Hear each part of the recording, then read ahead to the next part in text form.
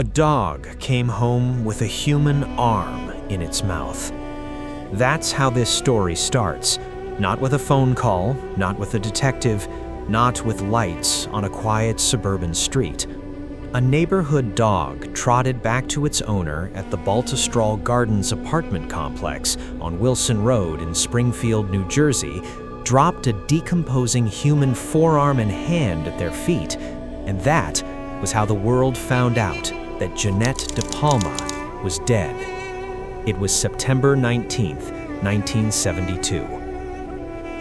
The arm had been out there long enough that the flesh was already breaking down, long enough that whoever it belonged to had been missing for 6 weeks, and the dog had gone up into the woods, up toward the old Houdon quarry, up to the place locals had called the Devil's Teeth for decades, and it found something that no one else had looked hard enough to find. The arm belonged to a 16-year-old girl. She had been missing since August 7th, 4 days after her birthday. Jeannette DePalma was born August 3rd, 1956. She grew up on Clearview Road in Springfield Township, Union County, New Jersey, an upper-class neighborhood quiet enough that you could see the Manhattan skyline from some of the houses on a clear day. Her family was traditional Italian Catholic. Her father was Salvatore, her mother Florence. They had moved to Springfield in 1966 when Jeannette was 10 years old. By 1972, she was a teenager in the middle of figuring out who she was. She loved rock music. She went to parties. She had friends. She had a job. She was heading into her junior year at Springfield High School. She had also gotten deeply involved in what was known at the time as the Jesus movement, a Christian counterculture that had swept through a lot of American teenagers in the early 70s, part spiritual awakening, part reaction to the drug culture. Jeannette had been through something with drugs. Not seriously, by any account, marijuana socially, nothing harder than that, but enough that she had found her way to faith and was now actively counseling other kids in her community about staying clean. She was also known to hitchhike. That detail is going to matter. On the afternoon of Monday, August 7th, 1972, 4 days after her 16th birthday, Jeannette left her house and told her mother she was going to take a train to visit a girlfriend in Berkeley Heights. The plan was simple: walk or catch a ride to neighboring Summit, New Jersey, board a train there, ride one stop, then walk to her friend's house. After spending some time with her friend that afternoon, she was going to head back to Summit for a shift at her part-time job before coming home. She left around 1:30 in the afternoon. She never arrived at her friend's house. When the hours passed and Jeannette didn't call and didn't come home, her parents, Salvatore and Florence, called her friends, called everyone they could think of, and got nothing. The next morning, Tuesday, August 8th, 1972, they went to the Springfield Police Department and filed a missing person report. Police initially told them she had probably ran away, that she'd be back. She was 16. Kids ran away. Salvatore and Florence DePalma did not believe that. Jeannette was not the kind of girl who disappeared without a word. She took her commitments seriously. She never missed a curfew. By the account of everyone who knew her, if she had decided to leave, she would have said something. Florence DePalma later admitted that she had begun preparing herself for the worst before any body was ever found. She knew something was wrong. She knew it early.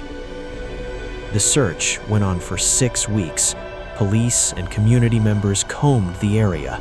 Nothing. No sightings, no evidence, no trace of where she had gone between her front door and the Summit train station. And then, a dog came home with her arm.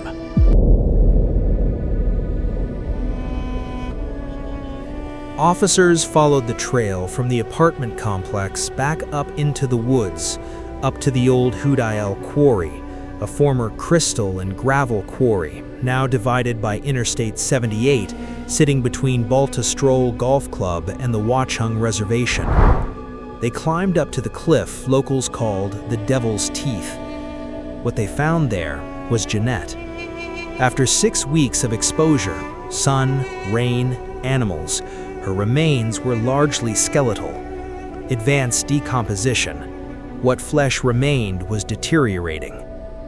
But here is where it gets complicated, and where it has stayed complicated for over 50 years. The witnesses who were present at that scene described what they found surrounding her body, and what they described did not look like a girl who had simply wandered off and collapsed. The most consistent account is this: Jeannette's skeletal remains were found inside a perimeter of fallen branches and logs that multiple witnesses described as coffin-shaped. Inside that perimeter were small makeshift crosses constructed from wood. As the story spread through Union County in the days and weeks that followed, additional details accumulated. Some Springfield residents later claimed her body had been found lying on a pentagram, surrounded by the remains of mutilated animals. Law enforcement denied those specific claims. Here is what the actual documentation shows. In 2021, after filing a Freedom of Information Act request because the Springfield Police Department had told investigators the case file was lost in Hurricane Floyd flooding in 1999, which turned out not to be entirely true, journalist Jesse P. Pollack and Weird NJ editor Mark Moran obtained the actual case file from the Union County Prosecutor's Office. Inside it was a crime scene diagram drawn by UCPO investigator Glenn Owens at the time of the discovery. That diagram showed branches arranged in an open rectangle, not a perfect coffin, not a pentagram, no documented animal remains, no halo of stones. And the photographs from the scene, which Weird NJ reviewed and published commentary on in September 2024, confirmed the diagram. The alleged crosses made from sticks were not visible in the photographs. The alleged occult markers were not there. What was there was an open rectangle of fallen branches in a densely overgrown patch of New Jersey woods that had plenty of fallen branches. But then, and this is the part that matters, the body was found on a sheer 40-foot cliff. Investigators who reviewed the scene noted that the positioning of the remains was inconsistent with an accidental fall or an unaided collapse. If Jeannette had simply fallen or died at the top of that cliff on her own, physics suggested she would have rolled into the quarry below. She didn't. Her remains were elevated, positioned. The investigators who were there assessed it as evidence of foul play, not because of branches, but because of where her body was and how it stayed there. Someone brought her up to that cliff, or carried her there after she was already dead.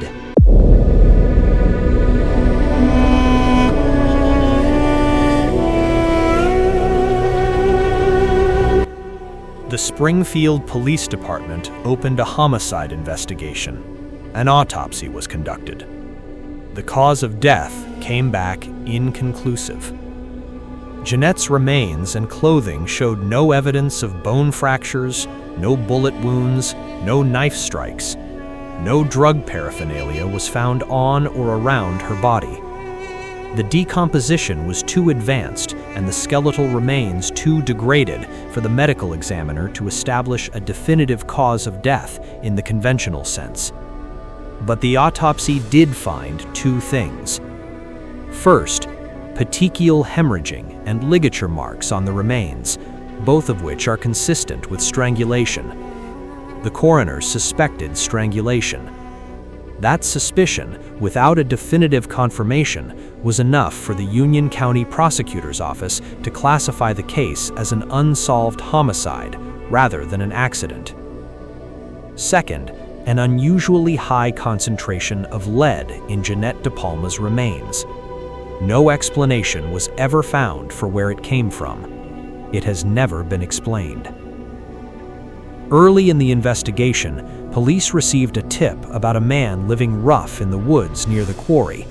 He was known locally only as Red, homeless, camping somewhere in those trees, and according to the tip, he had packed up and disappeared from his campsite right around the time Jeannette went missing.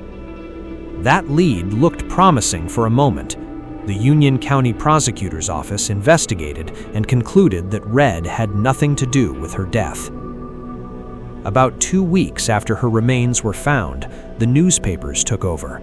The Newark Star-Ledger, the New York Daily News, the Elizabeth Daily Journal. One by one, stories started appearing. Witchcraft seen possible in teenage girl's death. Was girl black magic victim? A headline in the Elizabeth Daily Journal read, "Girl Sacrificed in Witch Rite." The coverage was ignited in part by Pastor James Tate, the pastor of the DePalma family's Assemblies of God Church, who stood up publicly and declared that devil's disciples had killed Jeannette, possibly because she had tried to preach to them. A religious authority saying that in 1972 suburban New Jersey, a community that was still recovering from the shock of the John List murders just 10 months earlier, was gasoline on an open flame. Springfield and the surrounding Union County communities panicked. Stories began circulating about a satanic cult called the Witches operating in nearby Watchung Reservation. Investigators spent weeks and resources chasing rumors about devil worshippers in the woods instead of focusing on whoever had carried a 16-year-old girl's body to the top of a 40-foot cliff. Even Jeannette's own parents were not immune to it. Salvatore DePalma said publicly, "I believe Satanists may have killed her. It's a possibility I can't rule out." Jeannette knew some of them from Springfield High School. Florence DePalma said their daughter could have been the victim of black witchcraft and Satanism. These were parents who had just buried what a dog brought home. Their grief and their faith were being channeled directly into a narrative that was pulling attention away from who actually killed their daughter. The real investigation suffocated under the noise. The case went cold. The years passed, then the decades. In the late 1990s and early 2000s, a New Jersey magazine called Weird NJ began receiving anonymous letters about the DePalma case.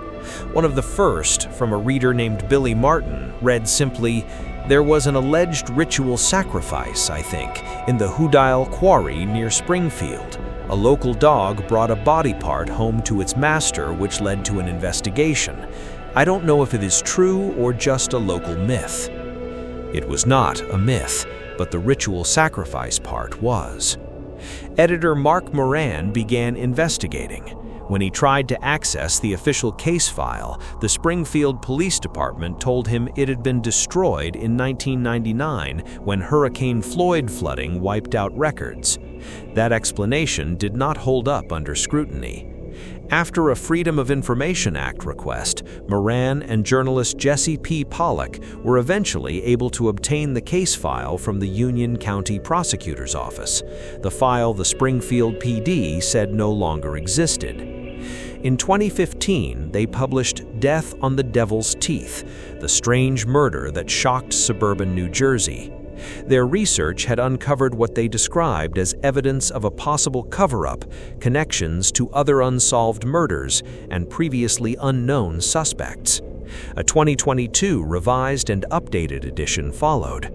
And then in September 2024, after finally reviewing the actual crime scene photographs, Weird NJ published their conclusion. They were confident there was no occult activity involved in Jeannette DePalma's death. No staged ritual, no coven, no Satanists. The branch arrangement was fallen timber in an overgrown New Jersey quarry. The crosses were not visible in the photographs. The pentagram and mutilated animals were not there. What was there was a dead 16-year-old girl on a 40-foot cliff with ligature marks on her remains, and no one ever charged. And here is where the name Richard Cottingham enters the story. Richard Cottingham was born in the Bronx. His family relocated to New Jersey, first to Dumont, then to River Vale, about 30 miles north of Springfield, when he was a child. By the early 1970s, he was living in Little Ferry, New Jersey, working as a computer programmer for a health insurance company in New York City. He was also, during this period, abducting, raping, torturing, and killing women across New Jersey and New York. His method was strangulation. He targeted vulnerable women, women walking to their cars alone, women coming home from work late, hitchhikers. He is known to have been actively killing in 1972, the exact year Jeannette DePalma disappeared. Two of his confirmed victims from that year, Mary Beth Hines and Laverne Moy, were both strangled and their bodies dumped. He was not caught until 1980. By the time he was done, he claimed to have killed between 80 and 100 women. Convicted of 9 murders, he confessed to 11 more under non-prosecution agreements. He became known in the press as the Torso Killer and the Times Square Killer. He is currently serving multiple life sentences in a prison in Bridgeton, New Jersey. In the spring of 2021, Richard Cottingham, from his prison cell, sent a series of written statements to Jesse P. Pollock, the journalist who had co-written the book about Jeannette DePalma's case. In those statements, Cottingham alluded to having abducted and killed Jeannette while she was hitchhiking. Now pay attention to why that detail matters. Jeannette's hitchhiking habit was not front-page news in 1972. The public narrative of her case was completely consumed by the satanic panic. The occult angle swallowed everything else. The detail that a 16-year-old girl had been hitchhiking on the day she disappeared, that she was picked up by someone on the road, was buried under 50 years of witch rumors. Cottingham knew it. He knew she was hitchhiking. He knew that specific non-public detail about how she traveled on the day she vanished. And his MO, targeting hitchhikers, strangulation, and body dumped in a wooded area, matches what was found at the Devil's Teeth in every detail the autopsy could establish. Pollock forwarded Cottingham's correspondence to the Union County Prosecutor's Office. The statements were included in the 2022 revised and updated edition of Death on the Devil's Teeth. As of the last public update on this case, no official announcement has been made about whether investigators have pursued the Cottingham lead further. No charges, no confirmation, no interview conducted by Cottingham by the prosecutor's office, at least not publicly acknowledged. There is also one more development worth noting. A man named Edward Salzano sued the Union County Prosecutor's Office to have Jeannette DePalma's clothing tested for DNA. Whether that testing was completed and what it may have found has not been made public.